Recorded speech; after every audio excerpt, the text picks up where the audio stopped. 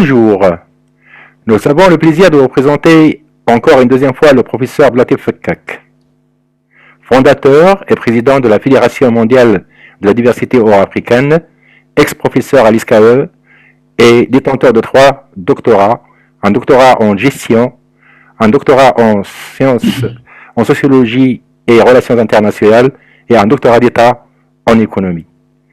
Pour aujourd'hui, nous avons choisi un thème qui est d'une extrême importance. C'est l'impact du Covid sur les mutations que connaissent les sociétés sous le numérique.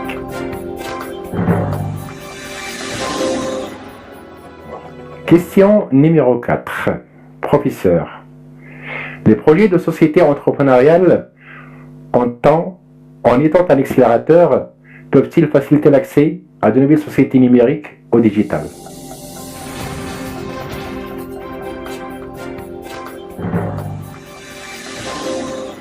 Alors, comme vous le dites, au niveau de cette question, c'est que le projet de numérisation de la société, en principe, il facilite la mise en place du fédéralisme des États en Afrique sans frontières politiques, puisque déjà la Zalaka nous donne cette possibilité de circuler en dehors des frontières, tout au moins pour les produits et la marchandise, mais il faudra que ça arrive au niveau du personnel et des citoyens, sans frontières économiques et sans frontières économiques comme la mise de la ZLACA ou la CEDEAO ou le problème de l'OADA. Cependant, comme vous le dites pour votre question, un projet sociétal entrepreneurial, ce n'est pas un programme politique pour la consommation interne, je dirais, ou électorale. C'est un réacteur ou un turbo accélérateur de la digitalisation de la société en Afrique ou de la société, de n'importe quel type de société qui peut jouer donc le rôle de leader.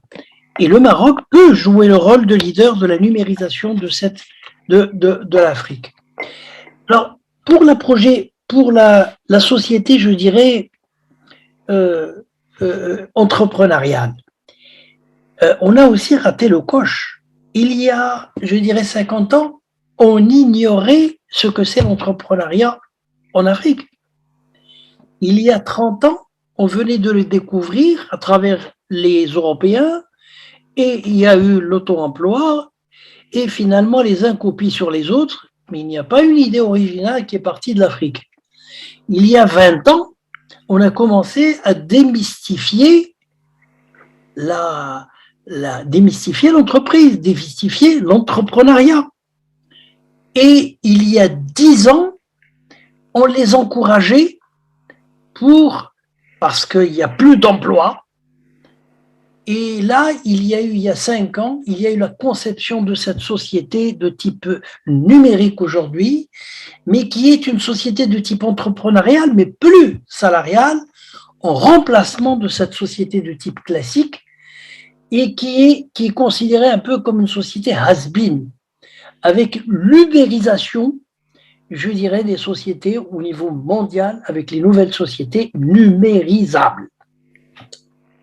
Alors, la mutation culturelle de ces 50 dernières années, au même titre que la mutation de la culture des entreprises, se développe avec une sorte de brouillard éducatif, les uns et les autres disposant d'une représentation imaginaire limitée par des propositions ou par des expériences d'acteurs. Et il y a 3 types de changements de développement de la numérisation des États avec cette notion de société de type entrepreneurial ou regroupée. Il n'y en a pas beaucoup, il y en a 3. Je les simplifie sans les caricaturer. Il y a d'abord le changement des leaders de haut niveau qui doivent être open et qui jouent le rôle de locomotive, qui jouent le rôle de réacteur, premier étage, deuxième et troisième étage du réacteur, dans la mise en place de la mondialisation sans frontières ou la continentalisation sans frontières de l'ensemble des États lorsqu'on a une vision. Et une vision, ça se prépare, comme disait Pasteur. Une fleur, un projet prophétique, un projet angélique qui descend du ciel. Il faudrait que la terre, que l'Afrique soit hospitalière pour recevoir cette fleur, pour recevoir ce projet, pour recevoir l'idée en elle-même ambitieuse. Mais si ça tombe sur le asphalte, s'ils ne sont pas du tout préparés, cela pose donc énormément de problèmes. Donc le premier changement, c'est d'abord le changement des leaders. Les leaders doivent être, avec l'intelligence artificielle qu'on appelle le numérique, au courant des nouvelles sociétés de respect de l'environnement ou écologique, et le respect, et je dirais, de sociétés un peu énergétiques avec le renouvelable, quel que soit le type, que ce soit thermique, que ce soit atmosphérique, ou que ce soit du nucléaire ou autre. Mais en tout cas, le renouvelable est donc assez important. Bien, donc le deuxième type de changement, c'est le changement de l'ensemble des structures de l'Afrique en fédération. Il faudra poser les structures. Le phénomène, comment la construction toujours commence avec un espèce de bâti des structures, et ça, on peut partager, par exemple, la recherche scientifique au niveau de l'Afrique. On peut regrouper un certain nombre d'universités qui peuvent faire on peut jouer sur l'éducation, on peut jouer sur la qualité des professeurs en ouvrant un peu comme les professeurs visiteurs de ce qui se passe un petit peu aux États-Unis et ailleurs. Et vous savez que la Corée du Sud a joué depuis une cinquantaine d'années sur ces trois phénomènes. Un, c'est le choix stratégique d'une éducation de haut niveau, où pratiquement 90% de gens ils ont le bac. Deux, c'est les professeurs, la qualité des professeurs où ils sont payés et valorisés comme le salaire des ministres. Et trois, et il y a la recherche scientifique qui peut être regroupée. Alors, chaque pays a 0,3, 0,4 du PIB, mais ce n'est pas suffisant. Il faudrait donc arriver à 6-7%, mais quand on est en Afrique, on peut regrouper l'ensemble des chercheurs qui peuvent rester dans l'Afrique. Mais la numérisation, le Wi-Fi, l'Internet, on peut travailler sur beaucoup de choses. Il y a un Marocain, par exemple, les amis qui travaillent sur les batteries, mais qui part de la France à Singapour et qui travaille avec eux. On peut le récupérer. Il y a les gens au niveau de la médecine. Et il y a ceux des pandémies. Mais sinon, on va rester pratiquement des consommateurs, même Sinopharm, ou bien AstraZeneca, ou l'ensemble, ou comme Johnson, peu importe l'ensemble des vaccins, on n'est que des importateurs et des consommateurs, pas plus. Mais où est la recherche? Si demain, il y a la pandémie va jouer sur la durée, c'est-à-dire ça devient une grippe avec, comme le virus, il change tout le temps, il mute tout le temps, parce que c'est le principe du virus, c'est pas une bactérie. Eh bien, on va dépendre des prix Nobel de la chimie. Et la chimie et la biochimie, on dépend des trois pays du monde qui sont les premiers au niveau des prix Nobel. C'est le premier, les États-Unis. Deux, c'est les Allemands et c'est les Français, avec Pasteur et Sinopharm, non pas Sinopharm, Sanofi probablement, dont on a une agence au Maroc, mais les Français aujourd'hui n'ont pas, mais ils reviendront, peu importe, l'essentiel c'est le pays de Pasteur. Mais il n'a pas fait grand-chose, ils ont raté un petit peu la recherche. Mais ce que je voulais dire, c'est eux qui dominent la pharmacologie et c'est eux qui dominent le monde entier. Avec le reste, ce ne sont que des agences de distributeurs et probablement de fabrication sous forme de licence, mais pas plus. Mais si nous regroupons un peu nos efforts, là, ça peut être très important.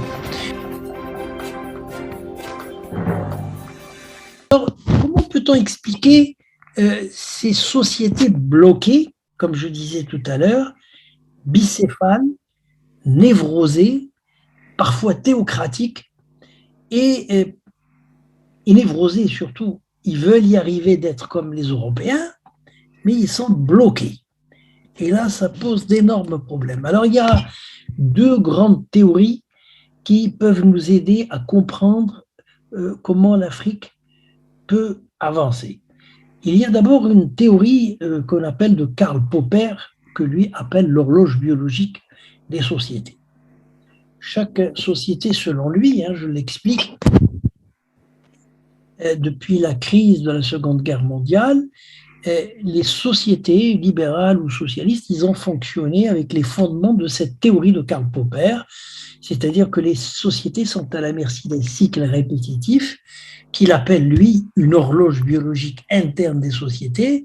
Et en définitive, dans ces cycles, bien qu'il y a des systèmes de reproduction, ils sont plus ou moins inégalitaires, avec des systèmes politiques qui sont en crise, mais qui ont besoin d'être reliftés, revus et corrigés par les constitutions de type interne. Il y a des réformes également qui les corrigent, entre les pays, entre les inégalités, entre les pauvres qui restent pauvres et les riches qui deviennent plus riches. Et pourtant, l'ensemble des constitutions disent qu'il y a une égalité.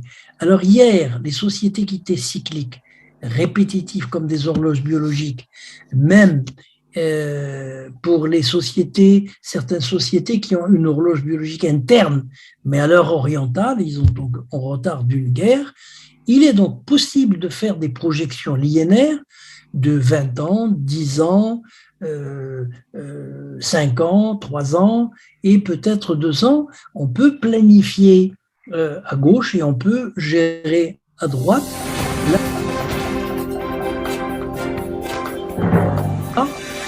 il y a un cycle de 24 heures et la société nous a montré qu'il y a des cycles de saison, qu'il y a la démographie, par exemple, quand il y a une centaine de naissances, il y a 50 filles, 50 garçons.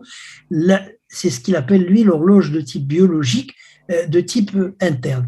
Alors, quand on analyse un peu ces phénomènes de Karl Popper, c'est qu'il est possible, en faisant des analyses de ces sociétés qui sont répétitifs, mécaniques, selon Karl Popper, je reprends sa terminologie, l'examen interne de cette société nous donne la possibilité de faire des plans. Parce que c'est cyclique, parce que c'est répétitif au niveau de l'histoire. Et les sondages, les statistiques sont devenus un peu des outils incontournables du paysage politique dans le monde. Les fondements, leur fondement est incontestable, mais leur marge d'erreur et les redressements restent flous, nécessitent la transparence scientifique.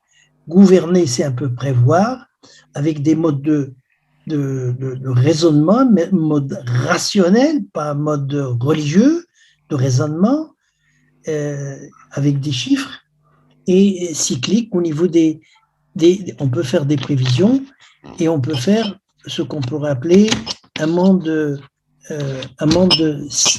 cyclique. Et ça, on peut faire des prévisions.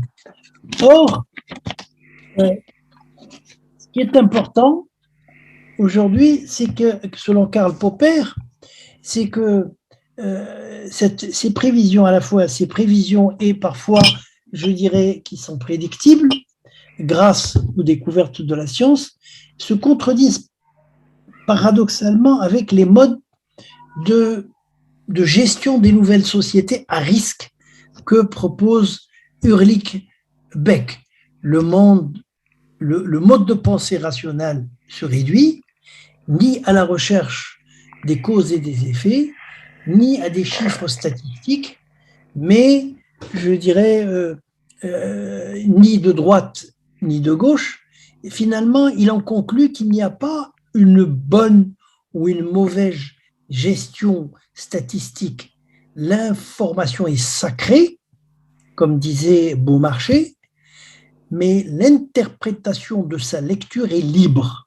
C'est une phrase qui a été reprise par Mohamed V, disait Chateaubriand donc dans le 19e siècle, et il n'y a pas une bonne ou une mauvaise interprétation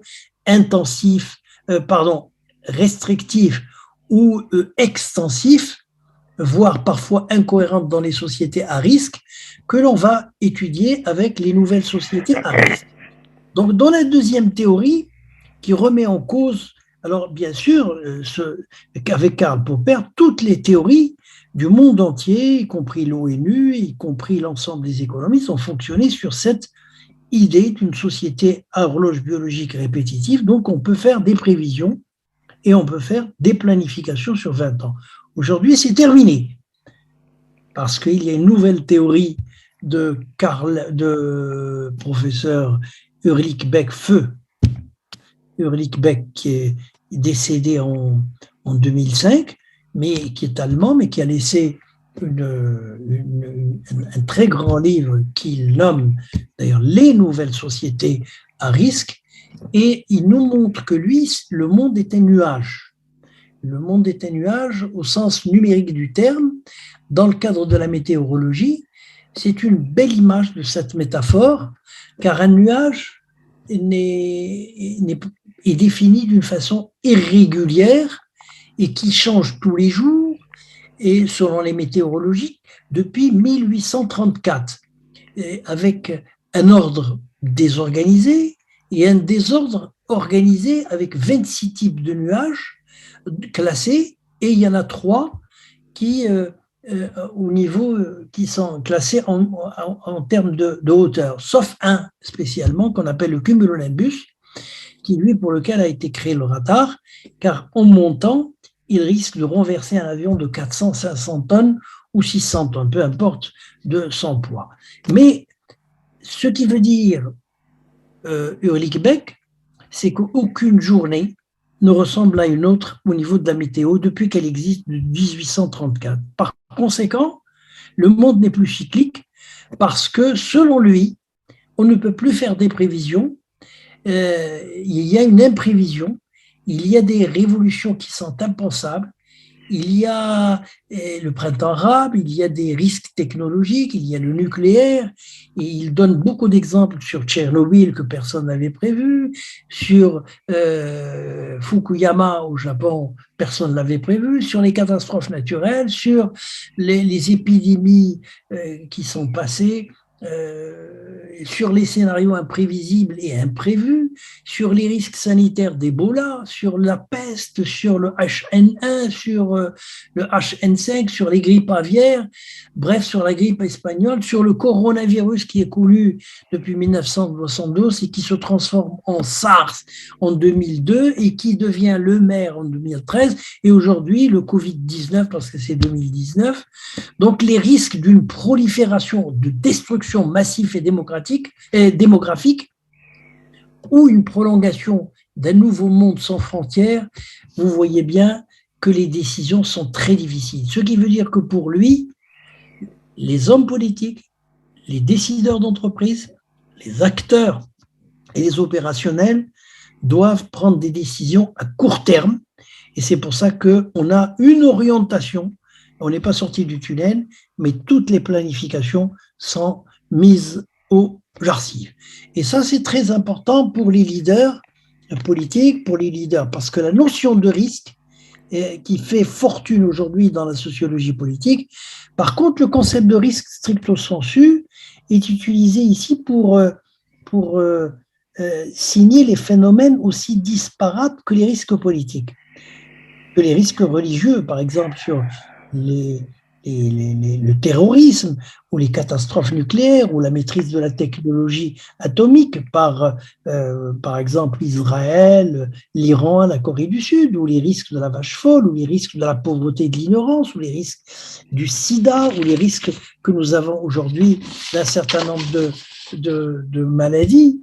Et il y a aussi toutes les transmissions et les risques de l'immigration, les risques des coups d'État, les risques du printemps arabe, les risques migratoires climatiques aujourd'hui, qui va être non pas avec des réfugiés politiques ou des réfugiés économiques ou des réfugiés de frontières ou des réfugiés ethniques, parfois sur des types de génie, mais c'est des nouveaux réfugiés de type climatique en raison du manque d'eau, de la sécheresse, de la déforestation d'un certain nombre de pays en raison du changement climatique et du réchauffement climatique. Et selon lui, la digitalisation de la société, qui est associée à des projets d'entrepreneuriat, des projets de société de type circulaire, peut éventuellement trouver des sociétés qui sont implosives de l'intérieur ou explosifs de l'extérieur et qui sont menacées. Et là, il y a le risque de la théorie des dominos. C'est un peu ce qui se passe au niveau sanitaire. Aucune religion, aucun pays du monde, aucun médecin, aucun pays ne peut contrôler le virus du Covid et de la pandémie. On tâtonne. Vous voyez bien, les politiques et les médecins, les seules thérapies qu'ils ont, c'est une thérapie de se laver les mains, ça n'a rien de médecin, être propre et mettre la distance et mettre un masque. Qu'est-ce que ça a de médical? Et même quand les hommes politiques le disent. Et là, c'est donc extrêmement important pour Eric Berne. Alors, il y a une autre théorie qui me semble également importante, qu'on appelle les théories des crises sociales. C'est que si, et c'est une hypothèse, si l'on ne change pas la société, si on ne devance pas, si on n'anticipe pas le changement de la société par des projets de type numérique, par la fédération, eh bien, la société elle-même va être attrapée par la crise, car la crise, il faut l'anticiper. Au lieu de la prendre par la main, elle va vous prendre par la gorge. C'est une crise économique, une crise politique, une crise sanitaire, une crise agricole, une crise de Tchernobyl, une crise sanitaire, ce qui pose le problème. Ce qui fait que la crise devient elle-même salutaire et salvatrice, elle remue le cocotier d'une société qui ne veut pas bouger parce qu'elle est pyramidale et qu'il y a des intérêts, et elle fait tomber les poires et elle donne la possibilité à de la jeunesse qui, au fait du numérique, au fait de l'énergie, au fait et au courant des nouvelles technologies, de surfer sur les vagues et de faire avancer la société pour ne pas être pris sur la gorge. Donc je dirais finalement, les 54 pays africains, ils ont le choix.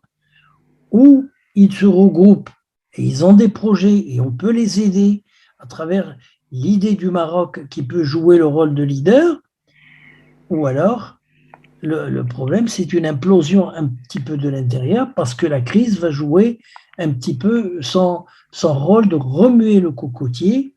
Et là, c'est imprévisible selon la théorie de Eric Beck. Alors, il y a, vous voyez bien, deux grandes théories que j'ai essayé de résumer qui sont un peu contradictoires. Il y a la théorie de Karl Popper depuis 1947 sur le monde, certitude répétitive avec ses prévisions et ses imperfections, ses réformes, et il y a le monde des incertitudes, le monde est incertain, et il faut gérer les incertitudes, le monde est instable, il est dynamique, il est imprévisible, et il est imprédictible. Alors ces théories sont donc extrêmement importantes, et là, le Covid, par exemple, si l'on prend le Covid, aujourd'hui, c'est un accélérateur. La crise sanitaire est un accélérateur pour anticiper ces types de crises sociétales avec les nouvelles sociétés à risque de l'Afrique continentale sous les feux des projecteurs sur la scène mondiale. Et ça tombe à point nommé pour lancer donc un peu le débat sur la numérisation, sur le climat, sur l'intelligence artificielle, sur l'énergie intelligente. Et à ce titre, la crise économique et sociétale, si les États n'anticipent pas cette espèce de thérapie, eh bien, ils risquent d'avoir de gros problèmes. Et il n'y a pas de théorie, je dirais, c'est un choc thérapeutique ou un choc de thérapie. Alors, on risque de retenir le choc, mais pas la thérapie.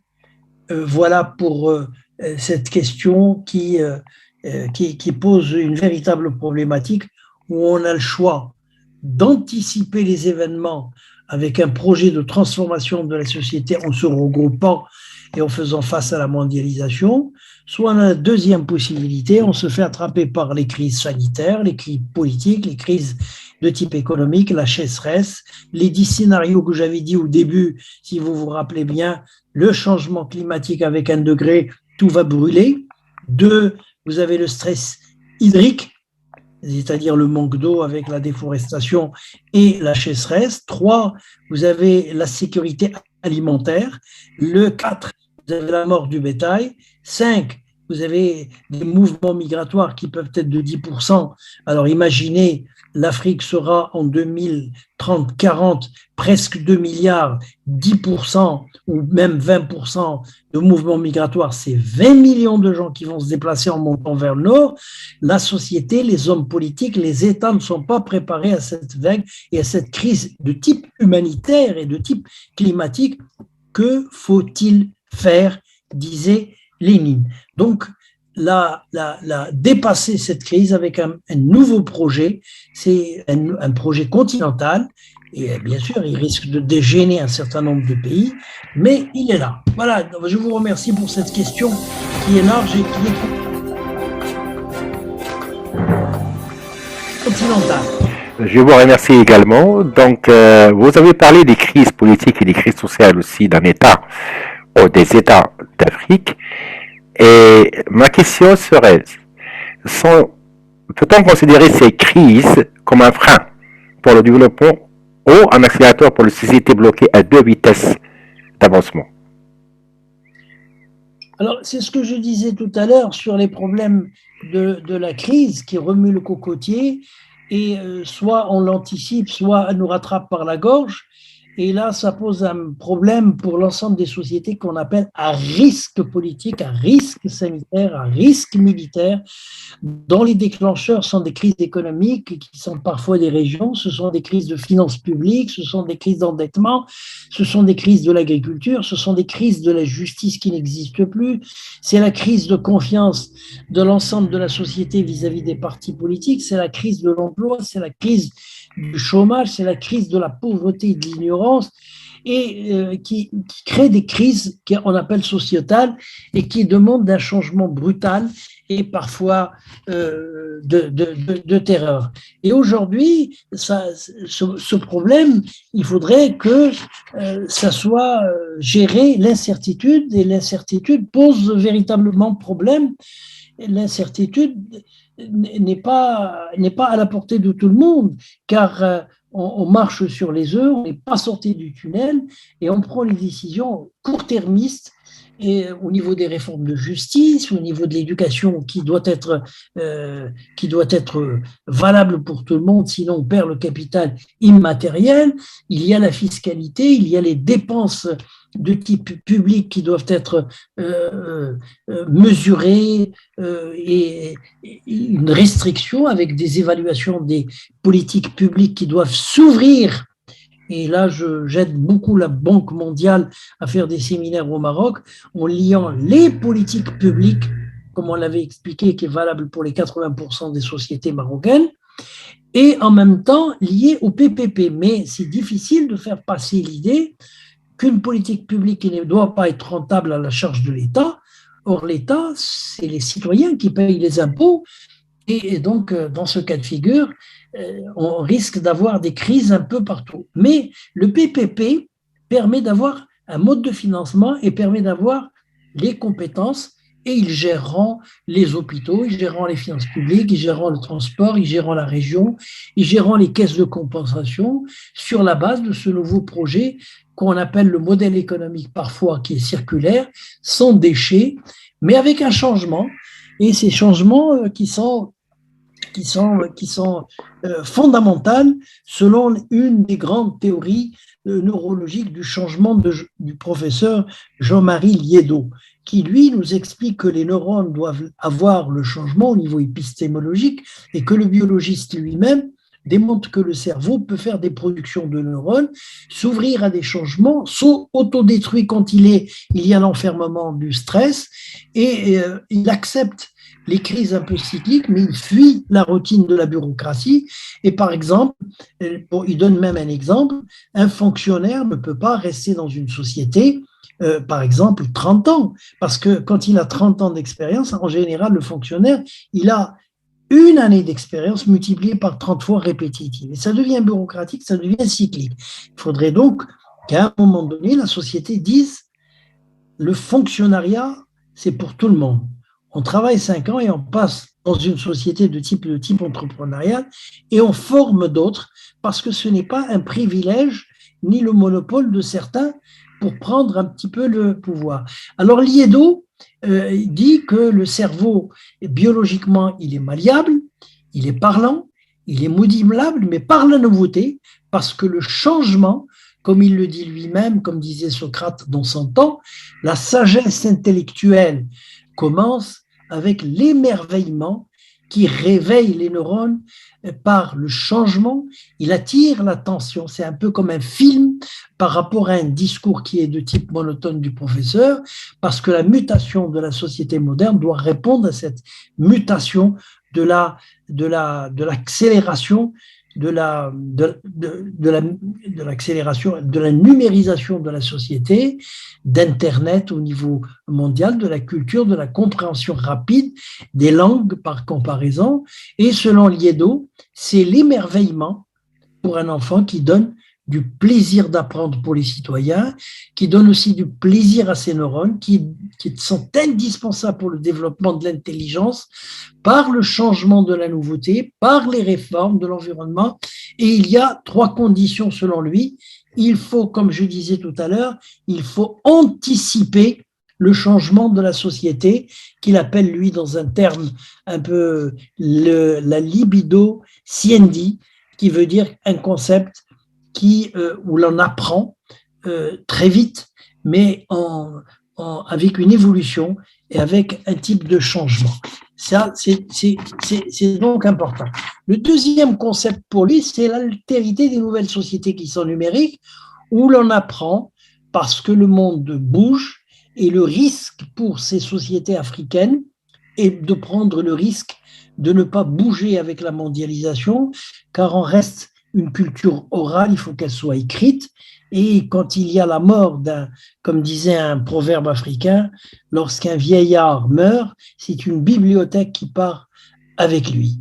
Donc, loin d'amoindrir les effets des leaders politiques ou des ingénieurs des grandes écoles sur la mondialisation sans frontières, qui touche un peu de plein fouet l'ensemble des pays, ce n'est pas un mythe, c'est une réalité où l'on est en face aujourd'hui d'une société neurogène, une société intelligente qui a un impact à la fois sur cette théorie de changement, sur toutes les disciplines, en particulier les modèles économiques circulaires, sans déchets, sur le choix, par exemple, des sociétés modernes. C'est parce qu'il y a une différence entre communauté et société. La communauté, c'est quelque chose où vous êtes né dans une religion, né dans une famille, né dans un pays, vous avez un frère, un père ou une sœur et des voisins que vous n'avez pas choisi. Vous êtes nés, ils sont presque biologiquement avec vous.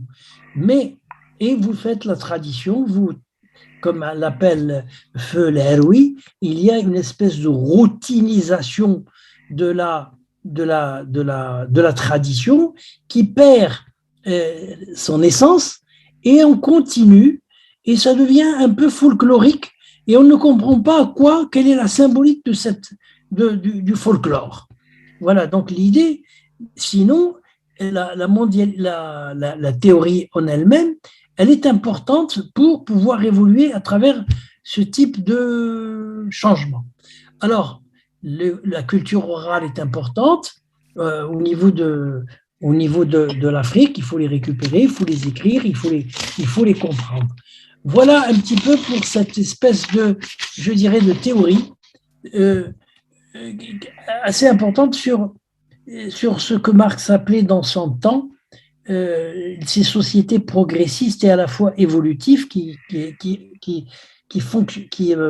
fonctionnent comme une spirale avec la modernisation car la modernisation, c'est pas un point dans l'histoire, ça ne s'arrête jamais comme une spirale que Marx appelle que les ouvriers doivent, dans son temps, doivent aimer parce que c'est des sociétés prométhéennes et qu'on appelle historiques.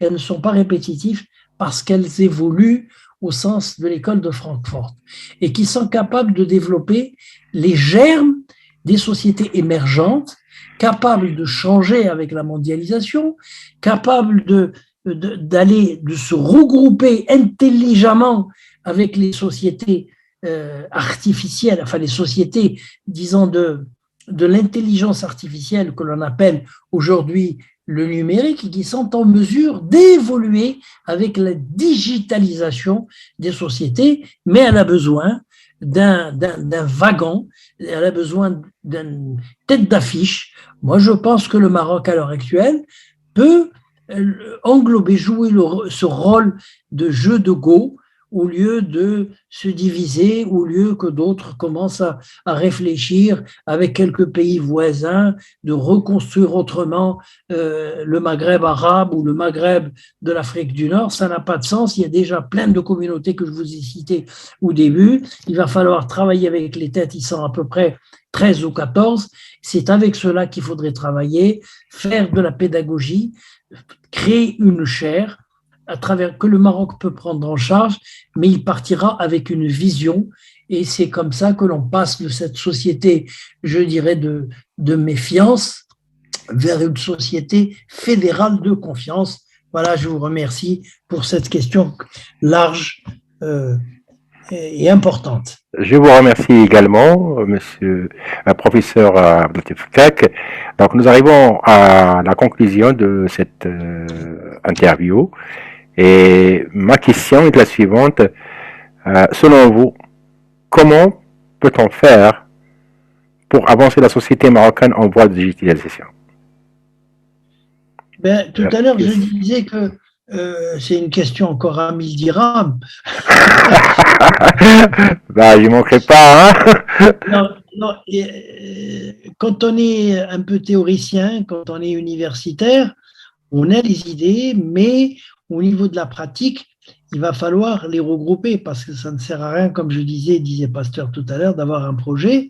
L'idée, c'est de faire de la pédagogie pour que les gens s'approprient cette idée. Donc, il va falloir faire le tour de l'ensemble des communautés économiques pour leur montrer qu'un projet économique doit s'inscrire dans un projet de société de type continental pour éliminer les crises. Et plus on est grand, on devient la 5e puissance.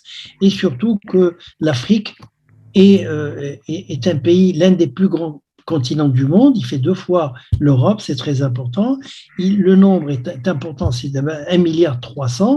Et si l'on regroupe la recherche, on regroupe un certain nombre d'universités, on regroupe les équipes de football, on peut y arriver. Alors, la question qui se pose, c'est comment passer des sociétés de passe-droit vers des États de droit. Donc, c'est un projet qui s'inscrit non pas dans de la théologie. Donc, il faut mettre des règles, il faut les accepter, il faut qu'on vote, et il faut que c'est voté. Donc, on peut constituer ce qu'on appelle le fédéralisme.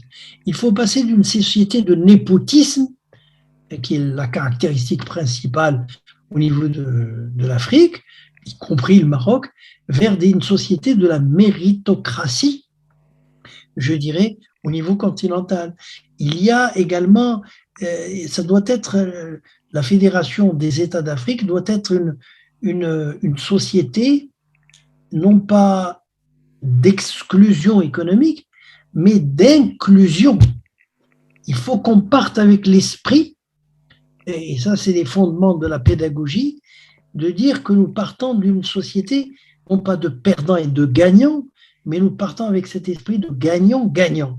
ماشي كي تيقول حسين السلاوي الله يحمي راسي الله يحمي يحمي راسك اللي يفوز بك القمان اللي خاف من الشريط كيخاف من الحبل ولا من القنب ولا من الجمل فراس الجماله. Et tout le théâtre marocain, tout le cinéma, qu'est-ce qu'il y a dedans?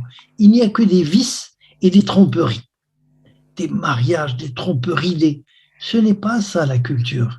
On renforce le vice dans la jeunesse. Il faudrait donc revoir un peu notre culture et il faudrait que ça soit une société non pas de vautours, mais une société de faucons, de partis faucons qui vont chercher le gibier et qui vont aller pour mettre des partis, 2 ou 3 ou 4, qui se regroupent avec des élections à 2 tours. Tout le monde peut se présenter et puis pour savoir si, comment dirais-je, l'Afrique peut être à gauche ou à droite ou gérée par le centre comme un peu la France, ou bien mettre une monarchisation des structures et de façon à ce qu'il n'y ait pas une bataille.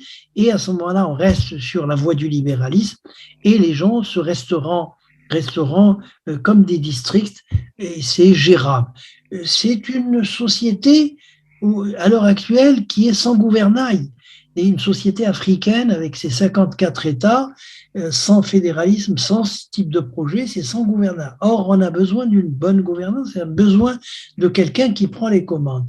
C'est une société africaine qui doit passer des petites sociétés de combines et de combinards politiques un peu névrogènes vers des sociétés qu'on appelle de changement, avec des partis politiques qui jouent le jeu par la culture, qui jouent le jeu des structures partisanes et qui ont cette espèce de vision qu'ils doivent s'approprier. Alors, pour terminer, je dirais que je suis conscient que la société, que la numérisation de la société n'est pas facile.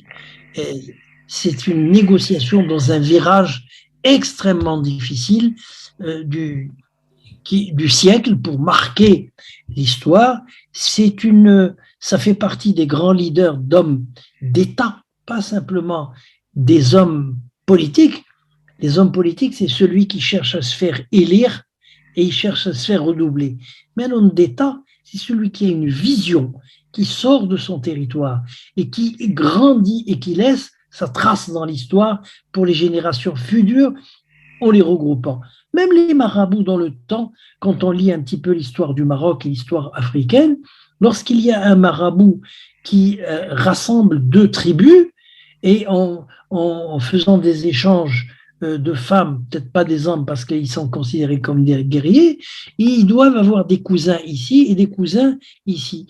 Et lui-même, quand il a ce projet, il devient un marabout, il devient un marabout. Et d'ailleurs, l'Aroui a expliqué ça d'une façon merveilleuse avec une phrase excellemment bien travaillée, et où il disait au Maroc, il y a, en mélangeant des marabouts avec le soufisme, avec l'islam, où on ne sait plus où est le fil d'Ariane de ce qui est de l'ordre de l'islamique, de ce qui est l'ordre du marabout et de ce qui est l'ordre du mystique.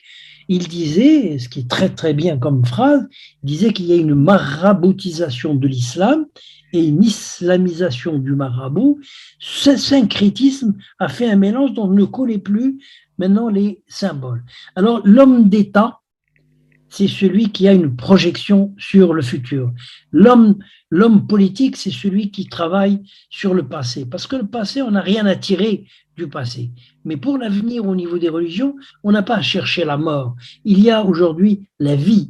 Et le projet, on se projette sur l'avenir. C'est ça qui est très important.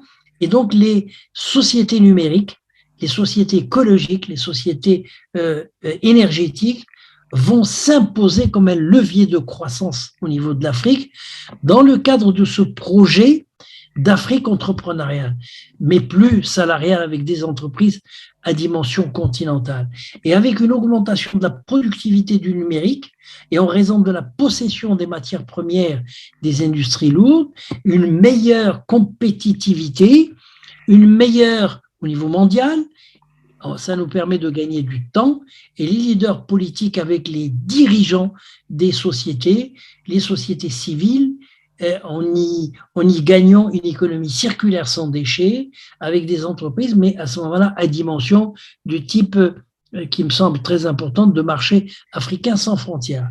La mutation du numérique des sociétés africaines qui est à la portée de tous les 54 pays et tous les secteurs économiques et industriels des des leaders comment dirais-je, des entreprises doit répondre à la mutation de la mondialisation des marchés de l'Afrique continentale.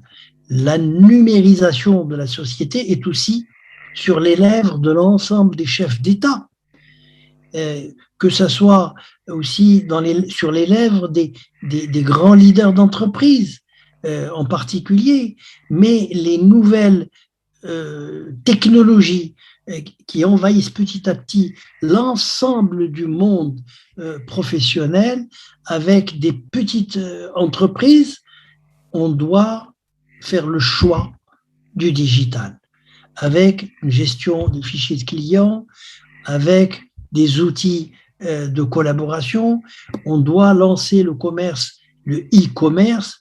On doit lancer avec la jeunesse, à travers l'école, les outils du numérique qui sont aujourd'hui nombreux, et ça séduit les sociétés numériques de cette jeunesse. Mais il nous faut des chefs d'État intelligents, et il nous faut des sociétés intelligentes, et il nous faut un projet intelligent, et c'est comme ça que l'on peut avancer avec la recherche scientifique au niveau même agronomique, les nouvelles technologies de l'information qui offrent un capital immatériel qui n'a pas de prix, mais qui a d'énormes valeurs démonétisées en termes de puissance, en termes de poids politique de l'Afrique, et avec un énorme potentiel de l'Afrique intelligente et, je dirais, fédérée avec de l'énergie renouvelable, en se donnant une sécurité alimentaire, avec le numérique, sans perdre de l'eau, et avec le dessalement des eaux de mer, et ça permet d'avoir une sécurité hydrique, d'avoir une sécurité climatique, d'avoir une sécurité alimentaire, et de stabiliser les mouvements d'immigration, et de stabiliser surtout par la recherche la santé, les pandémies. Et c'est avec ces types de projets et la technologie que l'on peut y arriver. Ce fut un projet, mais peut-être que je rêve, j'ai lancé le bouchon très loin, mais il va falloir rêver, comme disait un petit peu en 1963 le pasteur King, qui disait « Je rêve d'une Amérique en 1963, qu'elle soit égalitaire, où le noir, le citoyen noir devient l'égal du blanc ». Eh bien, 20 ans après, il y a des lois qui ont été faites, et aujourd'hui, les États-Unis, ils sont égaux devant la loi. C'est un petit peu le discours de la Déclaration universelle des droits de l'homme de 1898, qui disait « Les hommes sont égaux devant la loi », mais en Afrique, certains hommes, certains États, certaines personnes, chefs d'État, veulent jouer ou veulent prétendre d'être plus égaux que d'autres en termes de droits. Je vous remercie. Je vous remercie également. C'était vraiment un plaisir de débattre avec vous ce thème qui est d'une grande importance, et j'espère vous revoir pour une prochaine rencontre, Inch'Allah. Et je vous souhaite une bonne soirée. Et merci encore, merci infiniment. Le plaisir est partagé pour tout le monde et pour vous en particulier. Alors à bientôt. À très bientôt. Merci. Voilà. Voilà. Votre service et au service des États. Okay. Et en particulier du Maroc. Je vous remercie. Merci. Je vous remercie infiniment. Merci beaucoup. Merci.